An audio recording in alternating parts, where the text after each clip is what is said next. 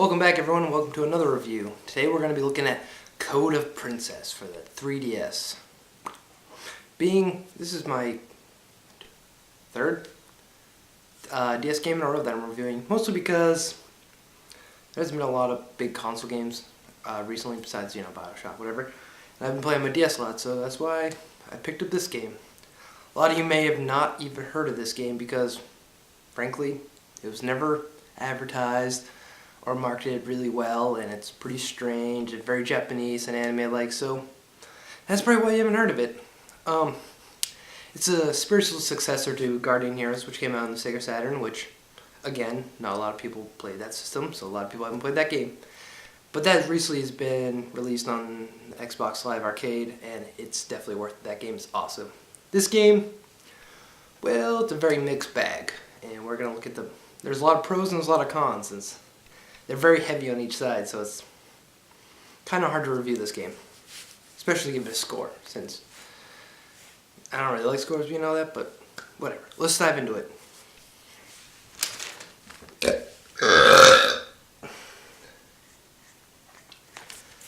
Alright, so the story is, well, I don't really know.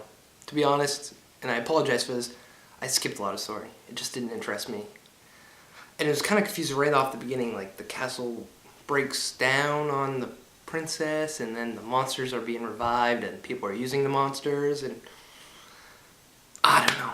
I could care less. I just wanted a slash 'em up simple RPG element game, and that's what I got. So again, I apologize for that, for the story, but presentation wise, again, it's okay. There's nothing special besides the game being fully voice acted, which is really good because there's quite a bit of dialogue between each mission. So it's a nice touch. You can tell, even though they didn't have to try for this kind of game, because usually games when they get brought over here from the Japanese, from Japan, a lot of the effort goes away and it's kind of half-assed and all that stuff. But they did try the voice acting, and most of it's pretty decent. There's some hits and misses, but for how much there is, I applaud it for that. So, sorry I didn't really play a story, but if you're into like a pretty heavy anime story, you can tell that's what's going on here. You'll enjoy it. Let's talk about the graphics. Again, mostly strong, but there's some kind of things weighing it down. When you have the 3D up, it looks pretty well. It's kind of confusing if they're like 3D models or they're like detailed sprites that are made to look 3D.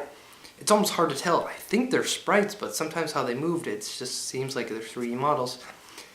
And they're a little blurry. They're not bad or pixelated, it's blurry, which is very strange. And it's kind of off-putting. I don't know why it would be blurry. I don't know why that would happen. I get pixelation because of the resolution and stuff, but I have no idea. But other than that, each character, each person especially, is so different looking that you can tell who they are right away. You're not like, this is A-bad. They're great character design, very anime style, but they're excellent. And some of the people look very strange, especially the Code of Princess is very risque. She's got giant boobs and just little bits covering up her junk, and they're jiggling all over the place. Even the model, I think, it's kind of hard to tell because it's very small. But yeah, I'll show you some jiggling boobs here.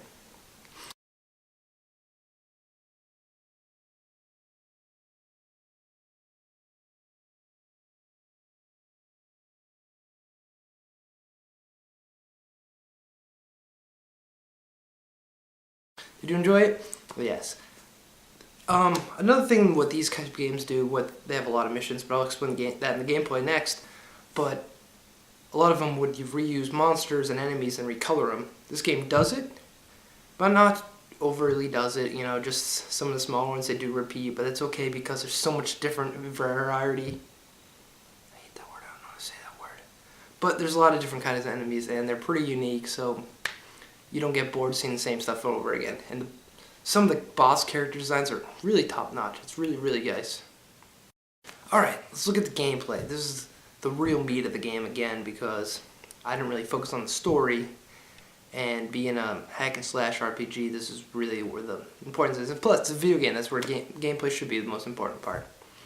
So to explain the game is, you play on a battlefield that scrolls right, left, little tad bit. It's not a side scroll that you get to the end. It's like, here's an arena, go fight enemies, boss, survive. That's the three main things you'll do. There's also 3 levels of field, like the closest to you, a middle field, and a back field. I think they did it for the 3D, but it's kind of lame because it's not used very much, and sometimes it's annoying because if you're in the line of sight enemy, they'll come to you anyway, so you don't really have to move that much. I guess when people use a strong beam attack, you can go in front or behind to dodge it, which I think that's pretty cool. But other than that, it's really not used much, and it can be kind of annoying because if you see an enemy up on the top layer, you'll jump up there and they notice that you were in the middle, so you keep flip swatching because it's like a little bit of delay before they'll switch because they don't switch right away. And how you think you'll be like, oh, now I gotta go here, and then you keep flip flopping, and that's quite annoying. So, also there's quite a bit of options in this game. You have the main character, and then you meet another character who, her name's Ali, like Alibaba, which that's a dude, I'm pretty sure, but in this game it's a girl, and she's like a chastity belt bra, which, I don't know, very anime-like, but she's cool. She plays a little bit differently, and then you meet other people throughout the game. You get like 6 in your party. This is another thing that kind of bothered me, because how it works, you can play 4 people throughout the story mode. You can pick each one. They all level up separately. You can go back and do missions, which is very cool. Except for you have 6 people in your party, and 3 of them, you can't pick, which is confusing. I don't get why. But then in the free mode, you can pick those people. So I don't get why they're not part of it, because there's another mode, like versus mode, where you can use any enemy you face, even like a slime or a giant dragon, which is awesome. I think that's cool, and I get why those aren't in story mode, but these are main characters that have more fleshed out moves than those guys, and they're not playable. Why? I have no idea. And that brings me to the combat. Mostly it's pretty good. I didn't expect it to be deep, but you can't really change chain combos that well, because guys either go in the air and then your combo kind of breaks, or your combos, they just stop, and there's a big gap between where you start again. They could have really made the flow much better in this game. And you don't have that much of a moveset. It's either down down B or down down A, or down left right whatever B, down left. So you have like 6 moves really, and they don't chain together well, and it's kind of frustrating. Even though each character's unique at their fighting style, like speed or more powerful, but I just wish there was more types of moves and special moves, because you get like a limit break, but you just do more damage and attack faster and stuff, so kind of disappointing, but overall it still works pretty well. There's tons of stats to upgrade, there's weapons to buy, and another down thing is you can buy all the stats and like helmets and shoulders, whatever. You don't see them on your character, which is fine. Not a big deal, because they're really unique looking, the characters, so it's not the worst thing. But weapons don't even change. I wish they did, because the main chick has a really cool big sword, but have different kinds would definitely made this game awesome. Definitely helped it a little bit, because I personally like that aesthetic about games when your weapon changes at least. It just feels like you have something bigger, stronger that you're using. Anyways, the stats are crazy. Like, you have 5 points a level, and you level up like 2 times a level, and each stage is takes like 30 seconds to 3 minutes to beat, so they're really quick, they're really fun, and it's, because sometimes you have to grind to get past level, but it's not a big deal, because you can go play you can go 10 minutes and beat a ton of free play levels, and you'll level up 6 or 7 times and you're ready to go. So, and the battles aren't long, and they're fun, so it's not a big deal to grind. It helps. They use it to extend the game, but they did it smartly by having the game being fun, so it doesn't hurt it. It actually helps the game. But anyway, back to the point. You get 5 skill points to add, and you have vitality, like piety, defense, speed, and it's kind of, you're like, what do these stats do?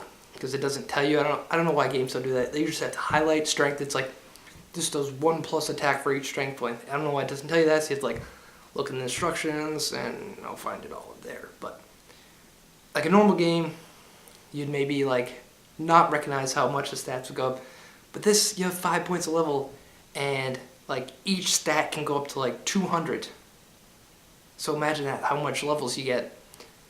And it's just like, seems crazy. You have this whole bar, you're like beep, beep, beep, and you barely notice the difference. But another thing is you don't need a lot of stats. You can like buff up your attack like full, and you'll start flying through levels, and then sometimes it'll get harder, and then you'll buff up your health.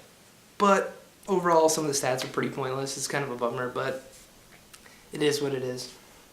So that's most of the gameplay. You know, there's some strong suits, some bad suits, but it's fun nonetheless, so that's the most important part. Fun thoughts on the game.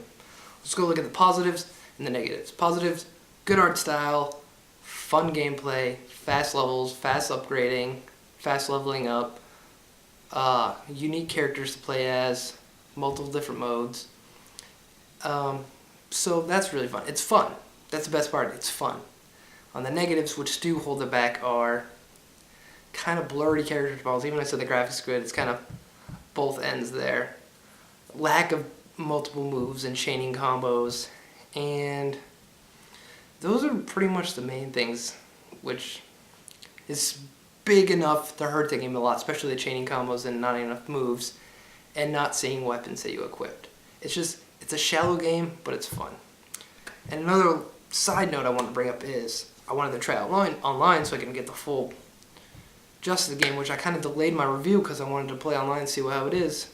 And no one's playing the game because I'm pretty sure, I bet this game sold very, very poorly just because no one's heard of it. And you see the cover and you're like, that's a big girly anime girl, maybe anime people would be interested, but it's like, the game looks girly, even though it's not like that at all. It's actually pretty cool. But, so I go online, and it's lobbies, not matchmaking, which is cool, but every time I go on, there's no one there. And I held off my review saying, because like, I'm like, oh, it's not fair to tell you about the game and not play every aspect of it, but then I'm like, if I convince you guys to get it, there's not going to be online because no one's going to play anyway, so it's not really missing anything, it's not available, basically. So that's a bummer, because there was versus mode, rank modes, co-op. You could play the whole game co-op. It would have been really cool to have someone to play it with, but oh well, I can't really blame the game for that, because I couldn't really try it. So, what do I say? What score do I give it? I give it 75 jiggly boobs out of 100. It's good, surprisingly good, it's surprisingly fun. You get quite a bit of hours out of it. I feel like I spent too much. This is the key part about getting this game. It's on the eShop, it's $30. I spent that $30. I felt like I should have paid less. I bet if you can go to a store, eventually get it used or new, and it's probably $20. I'd pay $20 for this game. If you have a friend that has it too, awesome. You can play the whole game co-op. It'd be definitely worth it. So if it's $20, I'd say get it. It's not perfect, but it's really fun, especially, you know, if there's stretches of time when there's no huge game coming out. It's definitely a nice distraction, and you should play it. It's fun. It's colorful. It's just hack and slash leveling up, and that's games have been fun like that for 20 years. So I hope you enjoyed. Remember to subscribe, like, comment. Yeah, each video is getting a little more popular, and I'm getting subscribers, and I thank you guys so much. And yeah, I have a lot more things planned, so remember, tell your friends and everything. So until my next review, keep on playing. Tapping